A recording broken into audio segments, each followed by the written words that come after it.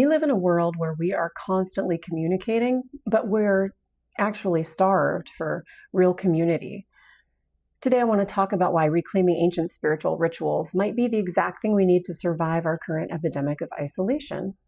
I'm Pastor Carissa, and I've been thinking about this lately because I just recently finished a book called The Disappearance of Rituals.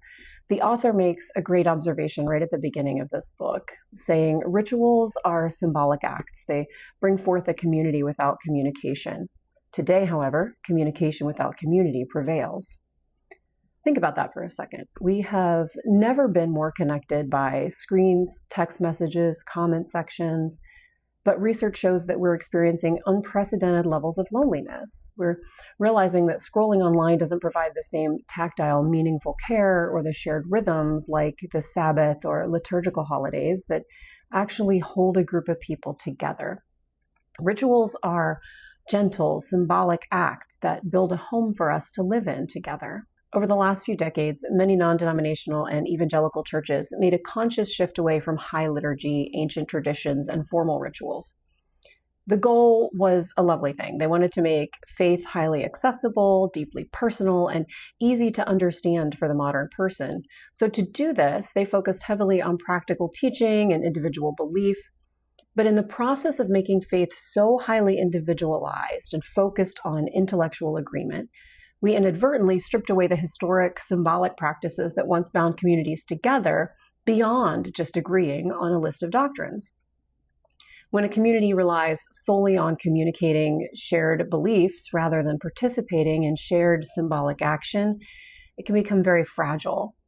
And so we traded the deep grounding rhythms of communal ritual for a faith that lives mostly in our heads. When we lose the mystery of shared symbolism, we lose the very tools that help us heal when life falls apart, and that brings us to trauma. See, trauma does something specific to us. It shatters our assumptions about the world and makes us feel profoundly disconnected from our own bodies and our communities. When you've been hurt in a church setting, it is completely natural to want to avoid all religious practices, but from a psychological and trauma-informed perspective, returning to healthy ritual isn't about submitting to toxic religious rules. It's a biological and a spiritual function. Research shows that participating in rituals actually relieves grief by restoring a sense of impaired control. Because rituals are rhythmic and embodied, like lighting a candle or kneeling or sharing a communal meal, they help reconnect our severed minds and bodies. They provide order and safety and meaning during periods of loss and confusion. How do you participate in spiritual rituals if you've deconstructed your faith and don't believe the same way you used to? Enter the second naivete.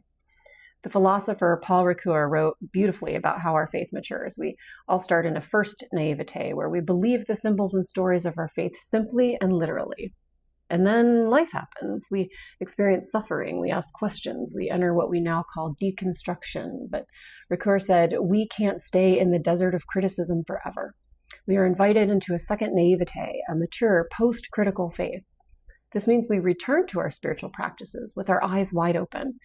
We realize that we don't have to believe the symbols literally to consent to their power to reveal truth and connect us to one another. You can take communion, you can observe a Sabbath or recite an ancient prayer, not as a literalistic magic spell, but as a profound poetic action that binds you to the human family. Healthy rituals aren't meant to control you, they're meant to connect you. So as we look around at a culture that is drowning in communication but starving for community, maybe the answer isn't another podcast, another debate, another perfectly polished sermon.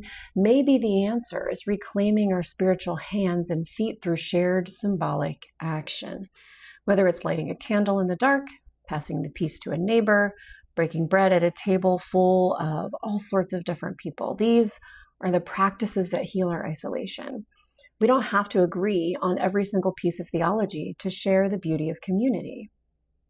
True faith isn't just about what you know. It's about the life we practice together. So may you find the grounding and healing rhythms you need.